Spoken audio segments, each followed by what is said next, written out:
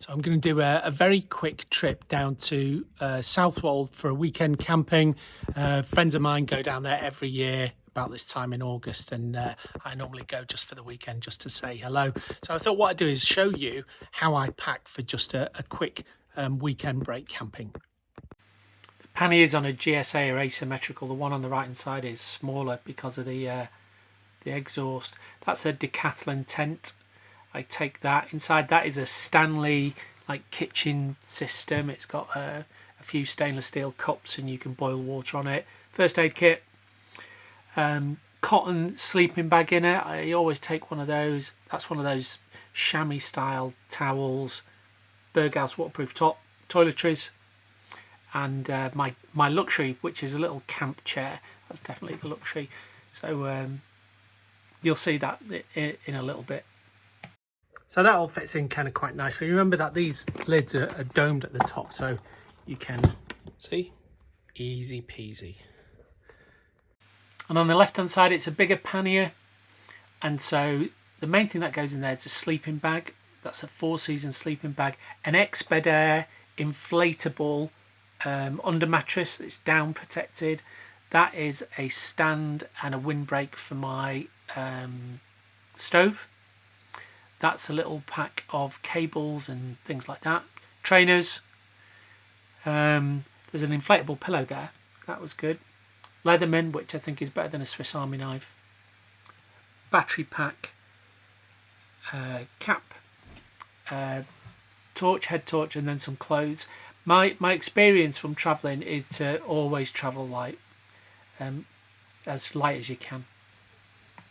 So that's how that works, and I've got a pair of Tevas which just go on the top, so that fits perfectly, and then just clasp down, and then the lap.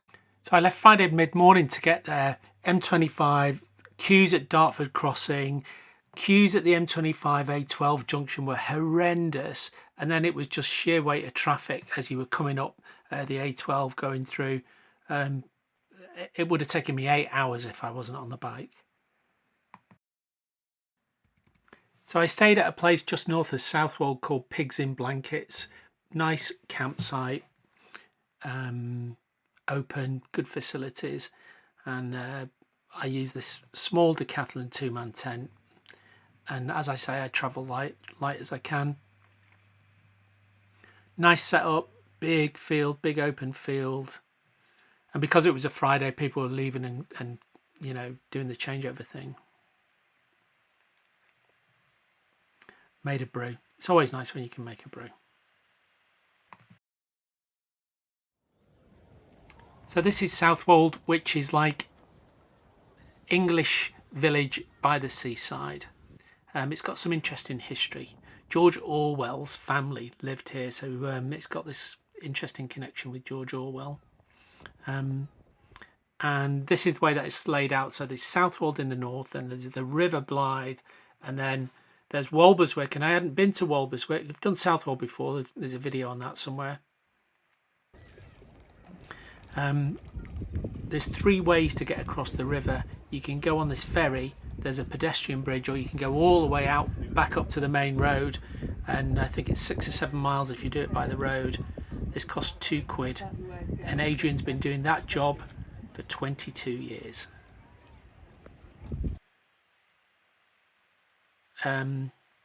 Yeah, Walberswick is really pretty, unspoiled, eclectic houses. There's a spattering of celebs that have got a place there. Big village green. Reminds me a little bit of Surrey, some of the villages in Surrey, to be honest. And yeah, really very pretty. So I had a wander around there. There's a couple of pubs, there's one shop. Took a walk up this road to see this thatched roof. Now thatchers often put an animal on, they use it as their signature, but I've never seen this before. Very cute. On a very plain looking building, like I didn't see the other side of it. It just looked like a barn. Someone was working hard to get that. Some cats, a badger, some hares, fox. So then headed back down to the River Blythe, and then walked up the south side of the River Blythe over the pedestrian bridge got my steps in that day, over the pedestrian bridge, and then the other side, and came back down.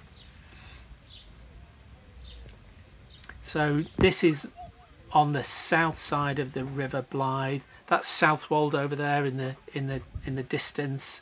My friends stay at a place near where the lighthouse is in Southwold, which has just come into frame there.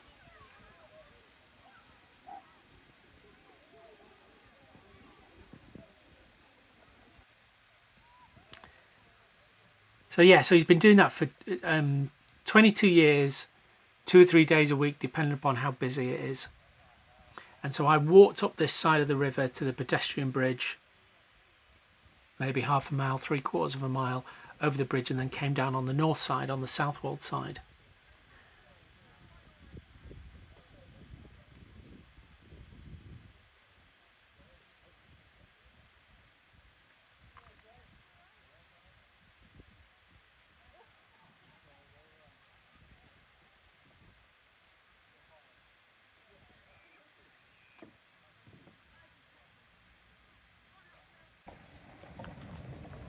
So now I'm on the Southwold side, walking down. This area reminded me of Martha's Vineyard, New England, these little shacks by the side of the river. If you've ever seen Jaws, it's kind of the scene where Richard Dreyfuss turns up in his boat. He meets with Rose Schneider, that kind of vibe. And obviously it's like local engineers, marine engineers, and I would have thought at some point there was fishing boats coming in and out of here. But I walked along, I was hungry now, so I stopped here. The Sole Bay Fish Co., which is a fishmongers, but also they have a fish and chips there, and got some good fish and chips. 16 quid, but it was good. So I packed up early on Sunday morning and was on the road by 8:30, and it's the A12 back down to the M25 and then south, and you go over the bridge.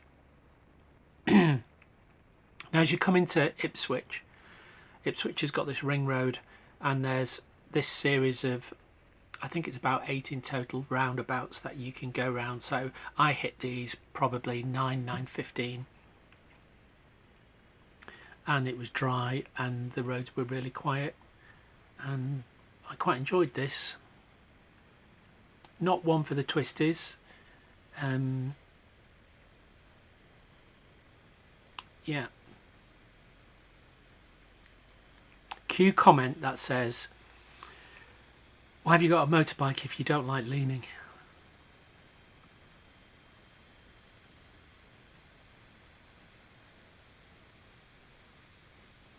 And then you come back out the other side of Ipswich, and it's basically a straight line, dual carriageway. You go through the bottom part of Essex, could be the top part of Essex. Anyway, you go through Essex, past Chelmsford, and then back onto the M25. And I was back home for about 11 o'clock, 2.5 hours on the way back. Now, last weekend I was up in Manchester and then went over to Sheffield to see my lad in Sheffield, and some of you might know what Roadrunners is, and Roadrunners is a group of photographers that position themselves by roads that are used by motorbikers in the Peak District. I don't know whether they do it down south. I've got to think that they probably do. I've not seen any of their signs down here. And anyway, I went over the Snake Pass, the A57, to go from Manchester to Sheffield, and just as I was coming into Sheffield, there was a guy there, photographer, taking some pictures, and in a moment you'll see me on the bike just coming into the west side of Sheffield, and I like the pictures, so I bought them. This has got to be the last roundabout. So there's an earlier video of me where I do a bit of a walk around Southwold if you're interested in looking at that. And then go pick from any of the over 100 videos of me doing my travels and bits of spannering. And thank you everybody who watches the videos, it's really appreciated. If you leave a comment, there's a high chance that I'll comment back. There I am. Nicely rounded tyres, as you can see, beautifully rounded tyres, because I'm constantly getting my knee down.